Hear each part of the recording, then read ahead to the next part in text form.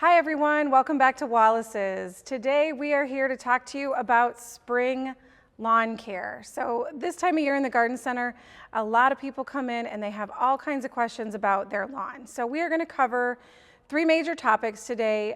The first one is going to be grass seed and overseeding, seeding bare spots, how, why, when to do your grass seed. So we're going to start there. We're going to talk about lawn fertilizer, what you should be doing now, what you should be doing all summer, what you should have done last fall, and how you can make up for it now. So we'll focus on some fertilizers for your yard. And then we are going to go into everyone's favorite topic, weeds, and we'll talk about doing some weed control in your yard and how to do it effectively and balance with what your goals are for being organic and natural at the same time. All right, the Scott's grass seed product is actually a package that contains grass seed and fertilizer and kind of a mulch all in one product. So this is something that you're going to put into a spreader or a hand spreader and spread over your lawn. You can do overseeding with this product. So if you already have grass growing and you just want to thicken it up, you can do overseeding. If you're going to do new lawn, so you have a bare patch that's all soil and you want to cover that whole thing, you can also use the same product, and it's got that fertilizer already in there, grass seed already in there, and the mulch in there, but you're going to use it at a heavier rate. So typically when we're using these products, if we're overseeding, we're going to use a certain rate, and then when we're doing bare seeding, over bare ground, we're going to use about 3 times the amount as we would with overseeding. These particular bags are going to cover about 320 square feet of new bare ground seeding and almost 1,000 square feet when we are overseeding the lawn. I like them because they are simple to use. They have all the products in one. You can spread it, put it down, keep it wet, and it's going to grow without having to add any other product to the soil.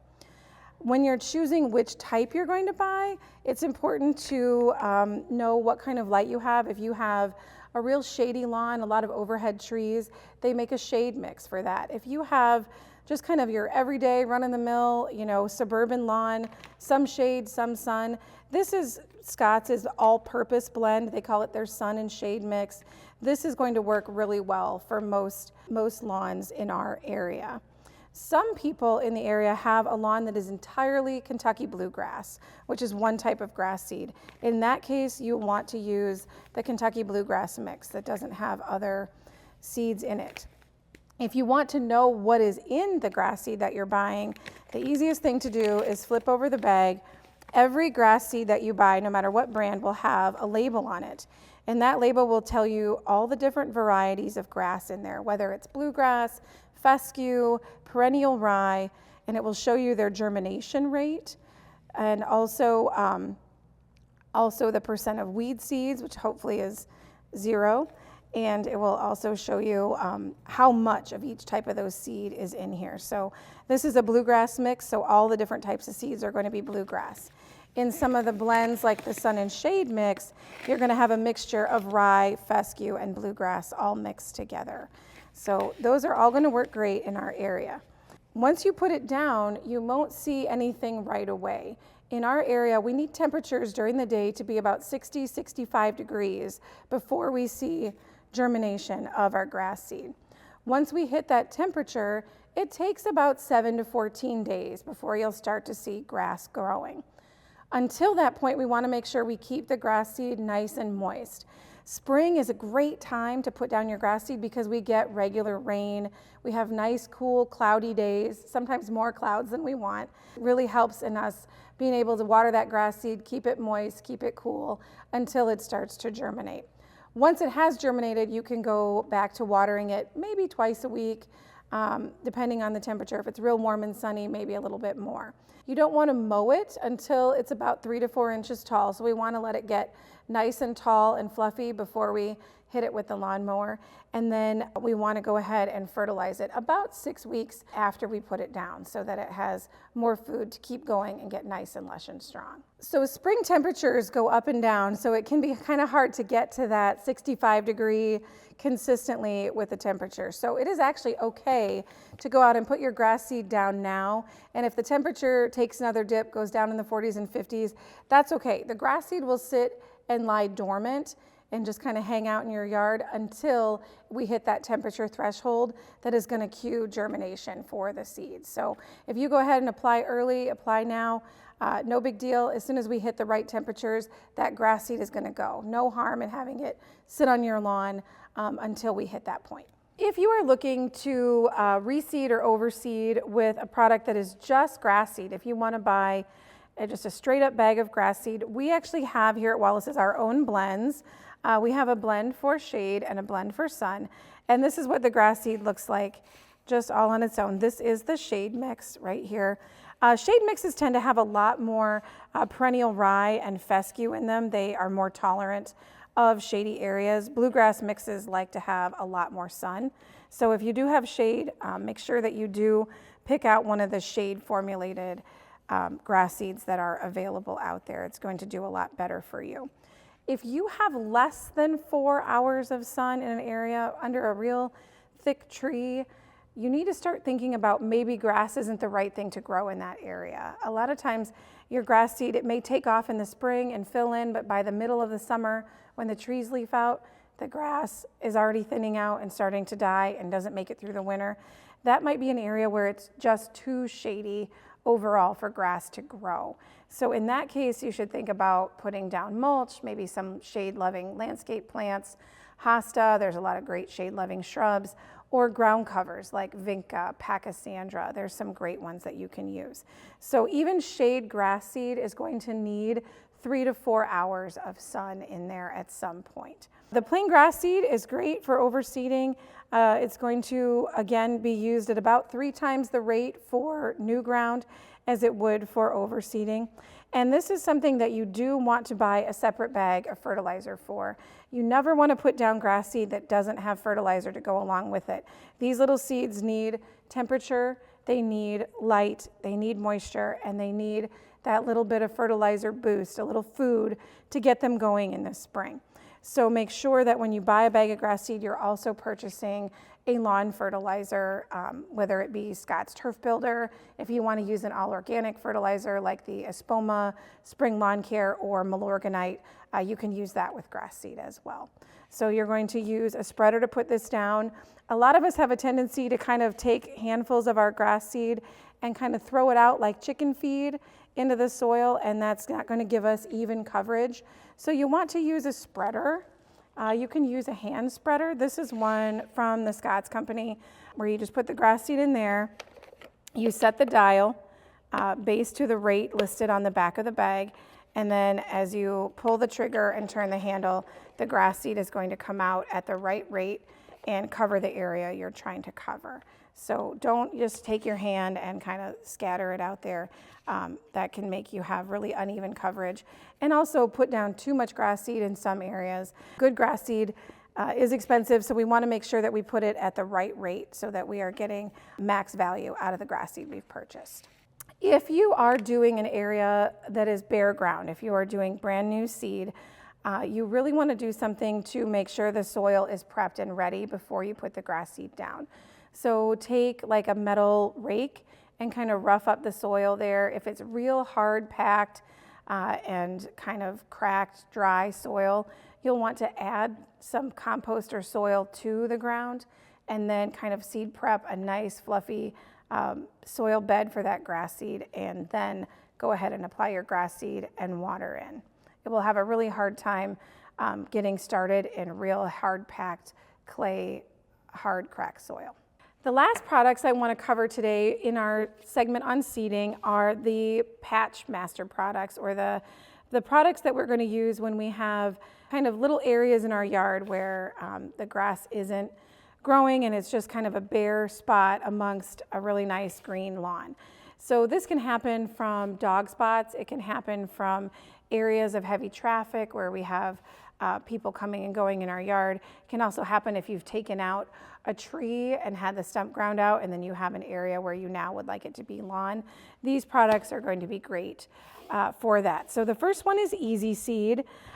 Easy Seed is from the Scott's company, and it is another mixture like their grass seed where you have grass seed, and then it also has some fertilizer in there, and it has this kind of dark brown mulch materials. I like the one that comes in the shaker bottle so that you can not have to use a spreader and not have to use your hands, and you can actually go out and shake this over the area. Before you do that, with the brown spot or the empty spot, you want to take a rake or a hand cultivator and rough up that soil again so that you create a nice area for the grass seed to land. Then you're going to put down your easy seed and water it. The one thing I like about easy seed is that when you water it, it turns a nice dark brown color. And then when it needs water again, you'll see that fade to a light brown. So this kind of has its own built-in color indicator to tell you when you need to water it again. Like all the other grass seed products, it needs to be kept moist in order to germinate. These grass seed products also all need those warmer temperatures before they start growing. So go ahead, put it down anytime. It will lie dormant until we are at the 60, 65 degree daytime temperatures before we see germination. The last product for patching those bare areas in your yard is one that's been around for a really long time, but it's still a great seller for us, and it's really easy to use for customers, and that is Patch Master. So Patch Master is a product that, again, is 3 elements in one. It's got the grass seed, it has fertilizer in there for the grass seed, and then it has this recycled paper mulch.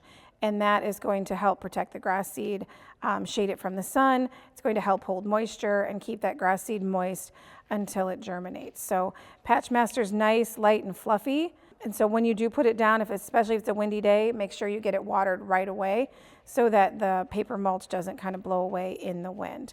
So Patch Master, really easy to buy. This bag is going to cover about 140 square feet.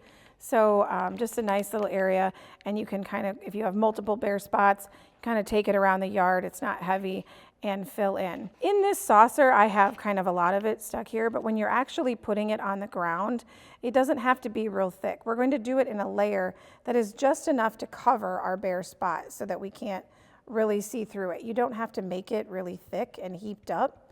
That'll actually make it not as likely to germinate. So when we put it down, we're just going to make a nice thin layer that just covers the soil of the area we're trying to fill in. You don't need to heap it up and make it as thick as you see it in this dish right now. Okay, so that covers our portion of going over all the different types of grass seed, whether you use the Scott's Turf Builder, the Wallace's Blend, or some of our patching and bare spot products.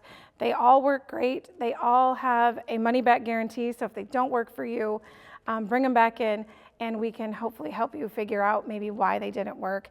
If you're still not sure what product is best for your situation, we have awesome garden center experts here that can help answer your questions and get you set up and matched with the right product for your lawn.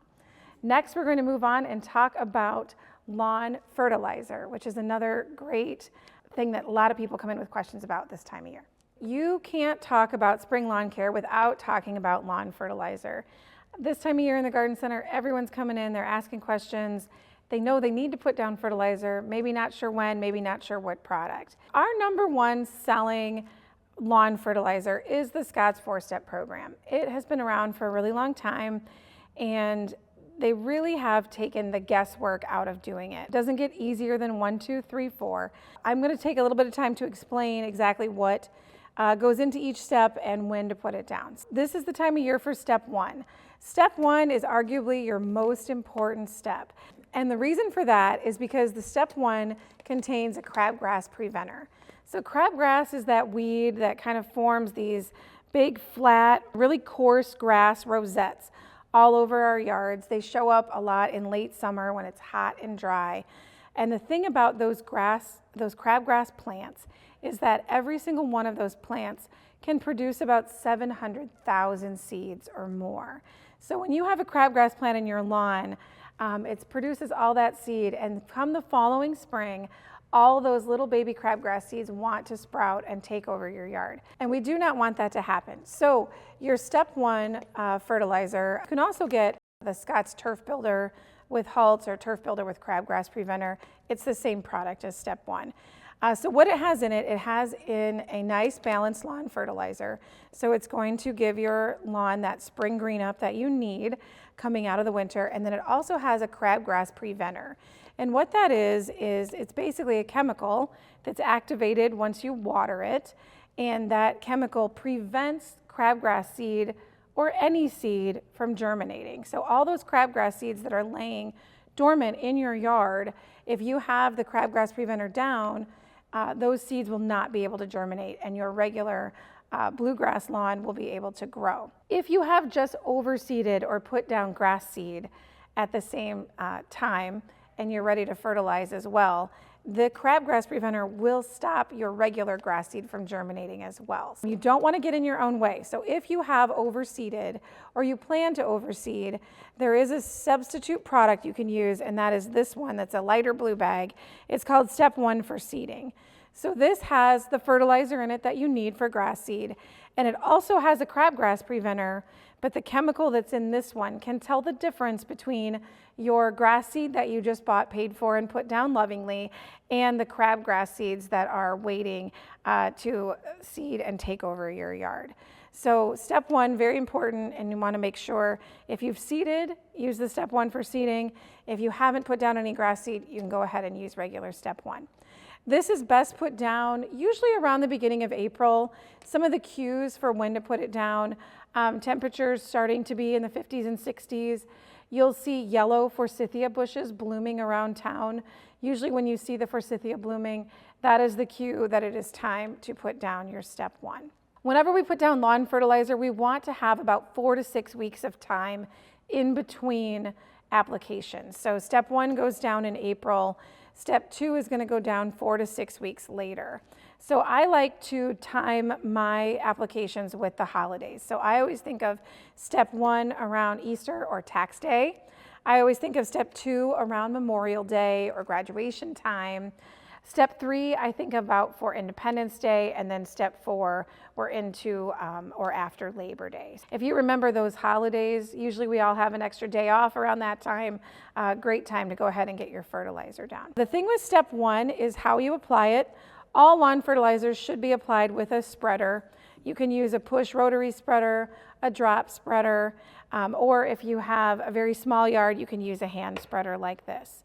The back side of every bag will show you what rate you should be setting your spreader at, and it will tell you that when you're reading the instructions on how to do it. If you have a rotary spreader, on Step 1, you're going to set it on a 3, drop spreader, set it on a 6. So that will always tell you how to set the spreader. With Step 1 and also Step 3 and 4, you're going to want to put it on and then make sure that it gets rained in. This time of year, it's really easy. Kind of check out the forecast. When you know we have some rain coming, go ahead, get that fertilizer down, and make sure that it gets watered in with at least a ½ inch, ideally an inch of rain. And that's going to work the fertilizer into the soil and then also activate that crabgrass preventer and create that barrier that we need. Step 2 is a little bit different. So Step 2 is what we call a weed and feed. And so this has fertilizer, just like all of the steps do, because as we've moved 4 to 6 weeks past our last application, our lawn needs that food again. The reason grass plants seem to need fertilizer more often than our trees or shrubs is because grass plants spread by runners, and they actually completely replace themselves every 3 weeks. And so they are using up a lot of energy and a lot of food storage to keep themselves going, which is why we provide that fertilizer to give them that nice deep green lush look. A strong, healthy lawn that is fertilized well will help keep out unwanted weed pests, which also makes us have to use less weed killers and go out and pull less weeds. So that's why we want to have the fertilizer. So the weed and feed in this, there's a granular weed control. And this goes down at the end of May, around the same time as when we start to see a lot of dandelions popping up in the yard. So this one, we actually recommend that it goes on to grass that is already wet. So either we've had a nice rain and there's still grass, still water on the grass, or if you get up early in the morning and there's still a nice heavy dew on the grass, that happens most mornings in the spring, you can go on, use a spreader, put this product down onto grass that's already wet. The reason for this is that it makes those weed killer granules stick onto the weeds so that they get absorbed by the weed. and kill the weed. This goes on to wet grass, and then after 24 hours or more, it should be watered in or rained in. So the timing on that one is a little bit different. Step 3 is just a fertilizer. So step 1 has the crabgrass preventer, step 2 has the weed control, and step 3, this is gonna go on right as we're hitting the heat of summer. And step 3 is a nice lawn fertilizer, and then it also has an added 2% iron. And what that does is it helps strengthen the lawn, help the cool season grasses that we have in our yards, helps them withstand that heat and the drought that is coming a little bit better than they would on their own. So this is kind of just giving it the fuel that it's going to need to get through the next 6 weeks that are going to be hot and dry, as they typically are in our area in July. Step 4 is our last application of the season, and step 4 is another fertilizer. This is one that is going to help winterize the lawn. It's got a nice high front number and then a nice high last number, which is potassium. And potassium helps build overall plant strength. So step 4 is important because as our lawns get ready to go dormant, it's nice to give them that extra nutrient storage to take into the winter so that they are nice and strong going through the long winters that we have here in the Midwest. Whenever I drive around this time of year, I can always tell which yards have done a fall fertilizer application and the ones that haven't. If you're noticed that your neighbor had their yard green up really fast in the spring, the first warm rain, and their lawn turned nice bright green, and yours is still kind of that brownish yellow, that kind of gray green, it's not that bright spring green yet, that's because maybe you didn't put down a fall fertilizer. So that is the difference there, is that when you do a step 4, it's going to push your lawn into a quick green up in the spring, which is what we need to see after so many months of cold gray weather. So the step 1 and the step 1 for seeding that have crabgrass preventer in them, as I said before, they will prevent crabgrass seeds from germinating. So once that crabgrass has germinated and you have those little baby crabgrass plants growing, unfortunately this is not going to do any good for those. Those are going to have to be sprayed with a crabgrass killer in order to remove those from the lawn. They are easier to get rid of when they're small and young and tender than they are once they become a really established large crabgrass plant. Everything that we've talked about so far in the lawn fertilizer option, these are all synthetic fertilizers, which means they are man-made, they are not natural. The good thing about them, whether they're synthetic fertilizer or organic fertilizer, is the grass plants can't tell the difference. So if you're using a synthetic fertilizer versus an organic one, the grass plants can't tell the difference. They're just getting the nutrients that they need. So the synthetic fertilizers, including all the fertilizers in the Scott's 4-step program, are safe for kids and pets. We recommend that after you apply them, get them watered in. Once that grass dries from the water, go ahead. It's perfectly safe to let your kids go out and play, let your dogs go out and play as well, and they will be just fine. If you still want to do this in an all-natural way, there are definitely options out there for you.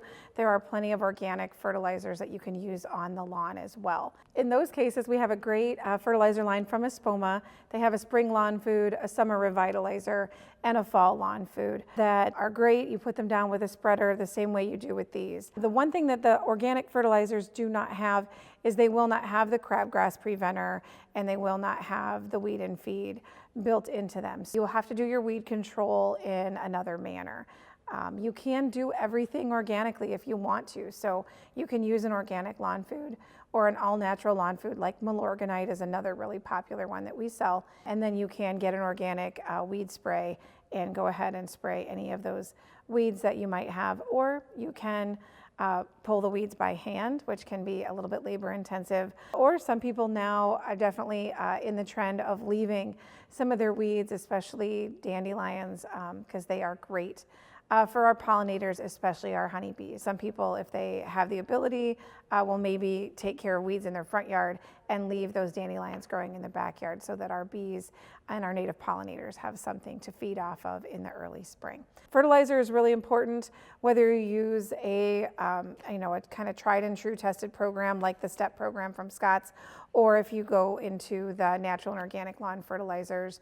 They are both really important for your grass. And the key is to make sure you're fertilizing on a regular basis. That's going to keep your lawn healthy and make sure that it has less attacks from disease, insects, and weeds trying to creep in. Leave you more time to get out there and play with your kids and dogs and not worry so much about caring for your lawn. A lot of the perennial weeds that come back every year in our yard, they are ones that are not able to be killed by a weed and feed like we saw in step 2. That will take your dandelions and some of your other weeds, but when we get into the real tough weeds, the creeping Charlie, the clover, the violets, most of those times we're going to have to turn to a spray. The first thing we're going to ask you is, what weeds do you have? The answer that we're looking for is whether or not your weeds are broadleaf weeds, meaning do they look like flowers and plants, like a dandelion is a broadleaf weed, or is it a grassy weed like crabgrass? Once we know that, the spray that we choose to kill that plant, that grass plant, is going to be determined by that. The number one weed problem that we hear about is creeping Charlie. The product that I like to recommend most is one called Weed-Free Zone. This is the weed killer that's going to kill creeping Charlie in just one application. A lot of other weed killers out there on the market take 2 or more to hurt tough weeds like creeping Charlie. The other thing I like about Weed-Free Zone is that there is a product, a separate chemical in here that enables Weed-Free Zone to be sprayed and work down to 40 degrees. Most of your weed killers and lawn products work best between 65 and 80 degrees. Early spring, when the temperatures are in the 50s and 60s, a lot of times the weed sprays that we have aren't going to work just simply because they don't have the right chemistry. Weed-Free Zone is going to work down in those cool temperatures, so you can spray it on creeping Charlie and violets and clover when they first start growing in the spring. So I really like Weed-Free Zone for that. The other nice thing about this product is that if you want to reseed an area after you get rid of those weeds, you only have to wait about 2 weeks before you can put down grass seed. Many other weed killer products, you have to wait 4 or 6 weeks or more before you can put grass seed down. Weed-Free Zone gives you that quick one-time kill, and then you're able to put down grass seed and move on to your other projects in your yard. So Weed-Free Zone is a great product for that. If you want to stay all natural in your yard, there are a lot of products available that you help you stay natural and not use synthetic chemicals. One that I like is Pulverize. Pulverize is one that is all natural. It's an iron derivative, and it's going to kill your broadleaf weeds like your dandelions. With creeping Charlie, you may have to do more than one application, but it will work, and it may be something that you have to do on a continual basis. They don't always kill all the way down to the root so that they don't come back. Pulverize is a great one.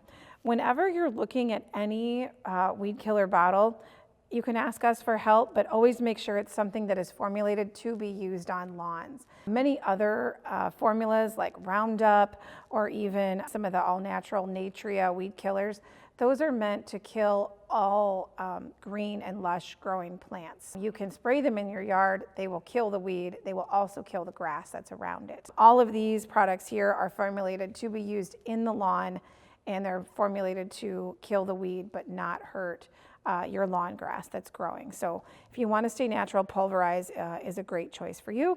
The last one that I want to point out is Weed Out with Crabgrass Preventer. I mentioned before that we'll ask you, is it a broadleaf weed? Is it a grassy weed? There are a lot of grassy weeds that grow in our yard. Crabgrass is the most prevalent, but there's also quackgrass and duckgrass and barnyard grass and other grassy weeds that we tend to see. And so Weed-Free Zone will not kill grassy weeds. It only kills broadleaves. And so you'll want to make sure you get something that has a grass killer marked on the label. So this will work and kill crabgrass and other nuisance grasses, but it will not harm the good grasses in your yard that you want to keep. Whenever you look at the shelf and see all those different bottles, a lot of them are the same products, or they just have a little bit of a niche, whether it's for a grass seed, a broadleaf, or one like Weed-Free Zone that works in cooler weather. Most of them will come with different bottles. I like for kind of spot spraying in the yard, what they call a ready to use, and this is just a spray bottle where you turn the knob to turn it on and then pull the trigger and you spray the weed. This is a hose end formulation. So you put the end of your hose in here, turn it on, and you can spray a large area of your yard. If you've kind of been neglecting your yard or you just move into a new house, this is going to take care of a large area. Concentrates are always the best value, and this is something you're going to need your own sprayer for. You can use a pump-up sprayer or a hose end sprayer and just follow the label directions to mix it correctly, but it's going to give you more bang for your buck. You'll get more product for less money if you have your own sprayer. So we can help you decide which of those is best for you. The other thing is how much to apply. So this hose end bottle will cover up to 10,000 square feet, which is a really nice size yard. The ready-to-use bottle doesn't really give a coverage, but when you're spraying, we want to keep in mind that we're not trying to drown the weeds. We just need to use enough product to get them wet. Once you see that you've gotten the leaves of that weed nice and just wet, then we're going to let that absorb and do its job. You should start to see the effects of the weed spray. Within a few days, it will tell you on the label when you should start to notice if it's working or not. So make sure you always read the labels before you apply anything. Read it thoroughly. You might need a magnifying glass. Sometimes the wording is pretty small, but make sure you're reading the label. Make sure you're using the right product always. Ask us if you have questions. We're pretty familiar with these. We get a lot of training from the different companies that we buy products from. And so we are always happy to share our information and help you get the right thing for your lawn. So always come in, ask us your questions, take pictures of your weeds if you don't know what they are. We're happy to help you identify them. We also have some great in-store signage that you can look at yourself and kind of self-diagnose maybe what you have going on. So take those pictures, bring them in, come talk to our experts, and come see us at Wallace's Garden Center in Bettendorf.